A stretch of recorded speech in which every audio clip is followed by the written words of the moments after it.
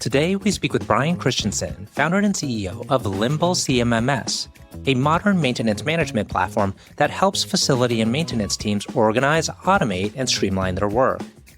A self-taught developer turned entrepreneur, Bryan launched Limble in 2015 after exploring underserved markets and discovering the daily challenges faced by maintenance professionals.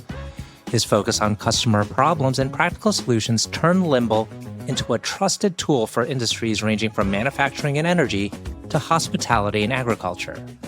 Today, Limble supports thousands of organizations worldwide and has helped customers save over $134 million in annual downtime costs. I'm your host, RJ Lumba. I'm the managing partner of GrowthCap and executive chairman of Market Insight Media. We hope you enjoy the show. If you like the episode, click to follow. Bryan, thank you so much for taking the time to chat with us today. It's a delight to be with you. It's a delight to be here as well. So Limble is a software solution that specifically caters to a particular use case. You've done an excellent job building a top-notch product loved by customers. Maybe to set the stage for our audience, tell us about what Limble does. Sure. So Limble is a maintenance management solution. And so in essence, what that means is all around the world, there's an extremely large workforce that keeps the world running. So you think when you're in an office building and the HVAC breaks, the maintenance professionals, the facility professionals go fix it. In all of our manufacturing plants, all the equipment that produces all the goods that we rely on, whether that's the shirt you're wearing or the Coke I like to drink, those are all reliant on machinery that has to run, and maintenance professionals keep that equipment running. And so our software is designed to empower those unsung heroes that keep the world running. And it does that through helping them know what they own, know when to go do the right maintenance, the right corrective action, the fixes, and a whole other suite of features. But in essence, our job is to make their life easier, because without them, we could not be able to live the lives that we live today. And how did you discover that there was a need in the market for this particular software? Yeah, it's funny. When I was starting Limble, I honestly was very ignorant. I didn't even understand that maintenance was a thing. I was, like most people are, just naive to the fact and took for granted that everything just works. And so if you would have asked me a decade ago if I was going to be in the maintenance space, I'd been like, maintenance, what? But I found this space after looking for a big challenge to solve. And so I went out and just started asking anyone and everyone what they hated about their lives, what frustrated them. And I was just looking for a really big problem to solve. And luckily, a friend of a friend introduced me to a facility manager at Marriott Hotels. And within the first 30 seconds of talking to the guy, he was cussing up a storm. They had a $50,000 HVAC replacement he had to do. It was the second time this year. And his team wasn't changing out the filters, and that's why it broke, and it just was going off. And I was like, okay, there's a big problem here. And so I spent the rest of that day learning, like, why was this such a big problem? Changing the filter is easy, right? That shouldn't be an issue, but there's actually all sorts of problems when it comes to actually running a facility. And so I was lucky enough to be introduced to the maintenance world at that point. And from there, I went and talked to a lot more maintenance managers and facility managers and just learned how truly big of a problem this is and how underserved that market was. And so I decided, okay, this is where I'm going to dedicate a healthy chunk of my life to improving their lives. And that is what started Limble. And did you have entrepreneurial experience before then? A horrible failed experience, but it was experience. When I started looking for Limble, I was just finishing up a different startup that I failed at miserably. Spent close to 5 years on it and just did everything the wrong way. So I had experience, but not a successful experience. Limble was the first company that I built the right way, focusing on customers, focusing on problems, trying to deliver value. So yes and no. What were the key lessons learned from that first go round? The first big lesson was just really focusing on serving the customer and really understand that they're the ones that know all the pains and problems and the jobs to be done. They're the ones that know their world better than anyone else. And so as entrepreneurs, we like to figure out creative solutions and be like, okay, this is going to solve this. And the reality is like, you have to talk to your customers. You have to find their pains and their problems. If your solution doesn't line up to a really big pain and problem, your business, it's not going to go anywhere. And so that first business, it was a very powerful, creative, strong solution that wasn't really solving a core market need. And so that was one of the big lessons. And I found when starting the next business, which is Limble, that if I focused first and foremost on serving and helping and trying to make other people's lives better, the rest of the business becomes significantly easier. And what gave you the confidence that you would succeed if you tried it again? Back then, it was honestly just a healthy dose of delusion. Like I didn't know what I didn't know. And I just wanted to solve a big problem. And it wasn't a matter of knowing that I'd succeed. I think a lot of entrepreneurs run into this. Like, honestly, we don't. And that's because when you look at the statistics, the vast majority of us fell. And so when you look at entrepreneurs, they're kind of a weird breed, or they'll dedicate years of their life without a sure outcome guaranteed to them. So honestly, when I started Limble, I had no idea if it would work or not. And instead, I just focused on, you know what? I just want to serve people. I just want to help people. And hopefully that will be enough to make a difference. And it's proven true. Hmm. How quick was it before you saw that this was going to work, that there was indeed great product market fit and people were loving your solution? So I did it a little bit different than most entrepreneurs. So I didn't raise any money initially. I was just some random guy in Utah. I don't know if any investor would have listened to me anyways. And so I went out and bootstrapped everything. And my background is full stack engineering and marketing. So I figured, you know what, I don't need investment anyways. I'll just build the product and I'll market it. And hopefully by the time the marketing efforts start working, I'll have a really good product to sell. And so it took me about 2.5 years to get the first paying customer and another 6 months to get the second paying customer. So true MVP came a little bit after that. The first couple of customers were ranting and raving, but it was only a couple of data points. And so I would say maybe 3.5 years where I was like, this is working. I think I actually have a company. And that was when I started hiring my first employees. And that's when I really saw that. I was like, okay, like our customers are loving this. We really are on something and it's worth really going hard in this area. So you had runway, presumably, for those first 2 to 3 years. You had personal savings that you were using, or Yes and no. I'm incredibly blessed. My father has been extremely supportive. And so in those early years, I was working for him. And he said, hey, as long as you keep up with your normal job, any extra hours you have, you can just work on Limble and we'll own the business together. And so I was able to work 3 to 4 hours on my main job and then another 8 to 10 hours on Limble. And so it wasn't like I had personal savings I was dipping into. Instead, it was in essence, I was working 2 jobs. And again, my father, without him, none of this would be possible. He was kind enough to say, okay, just take care of your responsibilities and you can spend that extra time working on the company. And then as Limble started getting a little bit of traction, he did put some money in, but we were never burning money at the beginning of the company at all. So it wasn't like we had savings and we were digging into it. It was just a ton of blood, sweat, and tears. and so how long did you go before you raised outside capital? We got our first investor a little over 4 years ago. So we were close to 2.7 million ARR before we actually brought on our first partner. And so let's see, the company's been alive about 10 years now. So we're getting pretty close to about 50% life of the company before investors. So investors are relatively new, although we've seen most of our growth, obviously, after investors.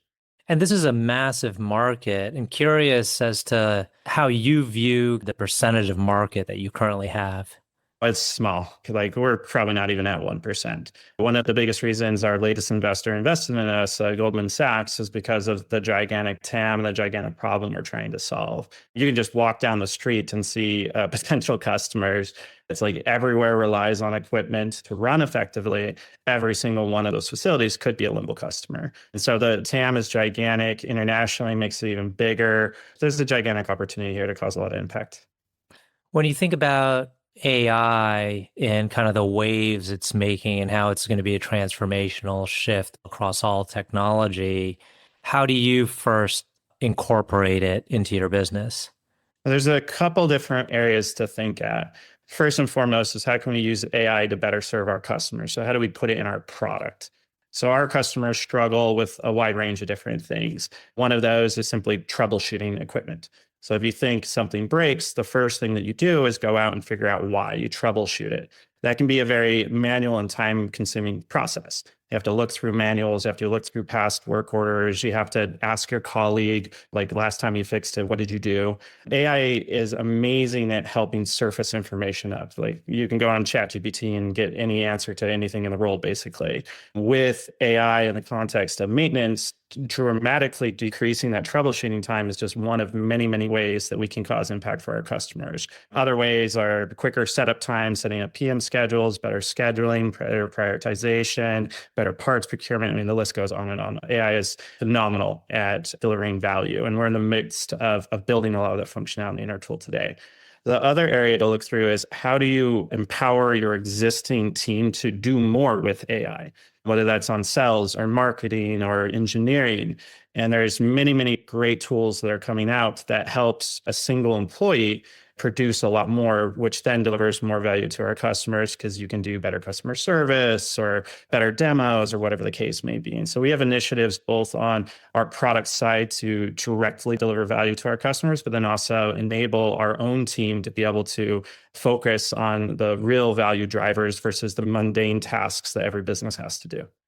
When it comes to your own customers leveraging your platform AI in the background and troubleshooting, are you incorporating your prior data of maybe how maintenance folks have been able to service their customers into providing that troubleshooting solution?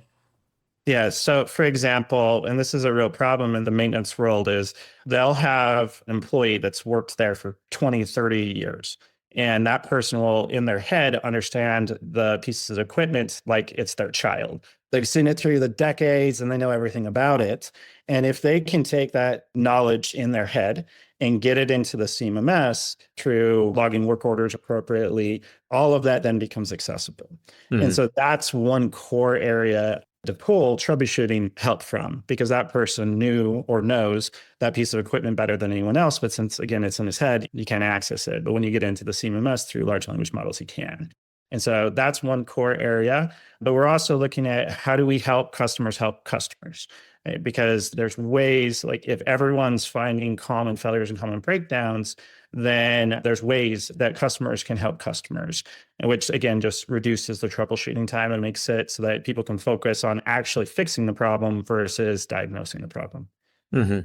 One of the key parts to scaling a business and being successful and maintaining your customer base is your team and the culture you cultivate. Can you tell us a little bit about how you approached company building and how intentional you may or may not have been with building a culture? Yeah, very, very, very intentional. So like I mentioned, when we got MVP and we started hiring our first team, right then I was lucky enough to get advice from some mentors. So I was like, great job. Now the hard work begins. You need to hire people. You need to scale a company. And the advice they gave is define your culture, figure out who you are, write it down. And then as you hire people, that is the bar that you hold them to. And if you set the culture very deliberately at the beginning and make it very strong, you'll be able to scale the company a lot more effectively and continue on to serve your customers and whatnot. And so from the very, very, very beginning, we laid out our core values. Our core values is Moss Tacos. It's merit-based, all in scrappy, transparent, right attitude, customer obsessed, one team, and solutionist. I could go on and on about like what do each of those mean, but they really all boil down to helping people, helping our customers, making sure that they succeed and make sure other team members succeed. And I learned that lesson on that first business where I wasn't focused on helping and wasn't focused on value. Instead of like on my first company, I was focused on like, let's build a company. And instead with Limble, it's like, how do I do good in the world? How do I improve people's lives? And so the core values were very much built around those because that's what was causing us to succeed and still causes us to succeed today. Would you mind repeating what the first thing you said was? Yeah, Moss Tacos. So it's merit-based. Right? That's our commitment. If you work hard and you deliver results in Limble, then you'll get promotions. You'll be able to succeed here. The next one is all in. So all in is about being passionate about what you do. Like we have a slogan at Limble, empower the unsung heroes that support the world. If one of our team members, that doesn't get them up in the morning where they're happy to go make the maintenance professionals' lives better, then they're just not a right fit here. And that's okay. Everyone has their own missions in life and what they're going after. But my team has to really get behind being all in about helping the maintenance professionals. The next one is Scrappy, which is all about return on investment based on whether it's time or money or whatever the case may be. Like I mentioned, we were bootstrapped, and that has a scrappy mindset. And that allows us to grow responsibly, but also grow quickly. The next one is transparency, which is all about being open and honest. I'm a firm believer that the cornerstone of every human relationship is being honest. And if you can't be transparent with each other, then you don't have honesty, you don't have trust, and you can't form relationships. The next one is attitude, which is all about believing that you can. And that's not like fake positivity, but it's being able to look at something incredibly difficult and go, this is tough, but I can do it. And then customer obsessed is all about serving our customers, making their life better. And that's incredibly important. So many companies say they're customer obsessed and they just simply aren't. That's not how it is at Limble. Like, we live and die to serve our customers. The next one is one team, which is all about helping each other. So we have to help our customers, but we're also here to help each other grow, thrive, progress, and just become better at everything that we do. And then the last one is solutionists, which is simply find solutions to problems. There's a bazillion problems to solve, and I need my team to actually find solutions. So that's the short dive into the core values of Limble. When you think about your business today and where you want to be, say 2-3 years from now, what's the one point or one thing, if you unlocked it, you think it would open the floodgates and help you accelerate even faster? There's no one thing. Like, there's core objectives by department, cross-functionally. There's no one thing that makes or breaks the success of a company. That being said, we can never lose the guiding principles of serving our customers. So I guess if I had to narrow it down to only one thing, is just somehow figure out how to be even more customer obsessed, and just how to, like, if I could deliver 2x the value to our customers today, that would cause the success just to really pop off. But how you deliver value to customers is there's tons of things that factor into that. So it's never just one thing. Mm-hmm. We like to touch a little bit on investors and how maybe they have influenced the company beyond providing financial capital. Can you tell us a little bit about the value they've brought? Yeah, so we're very lucky and blessed that we bootstrapped the company, and our investors have always just come to us, which, if you do things right, you build a great company, you serve your customers, then investors tend to come to you and say, hey, we want to partner. And so we never went out to go look to raise capital. And so when investors came to us, we were able to say, okay, well, what else do you bring? If it's not just capital, but who are you? How do you like to partner at the board? And what other value you can add? And luckily, all of our investors have added a tremendous amount of value outside of capital, from networks with other professionals, with networks with mentorship, being able to see across the other portfolio companies what others are doing and be able to bring advice to us. I mean, the list goes on and on. They've done a phenomenal job and been a phenomenal help. And this is my first time building a real business. So anytime I run into problems that I don't know, I can lean on them to get advice, because they have seen this rodeo before. They have seen this show before. And so they know what it's like to go public, or they know what it's like to, whatever other large milestone is. And so if we plan to do that, then I can lean on them. Mm-hmm. Can you give us a sense for the scale of the business in whatever metrics you're comfortable in, describing the business? Yeah, we're close to about 4,000 customers. We have a little over 200 employees. And so we're growing. We're a decent sized company now. Excellent. Last two questions. One is, can you tell us about a person who's had a profound influence on you? Oh, a ton of people. There's a ton. Probably my dad would be the most, honestly.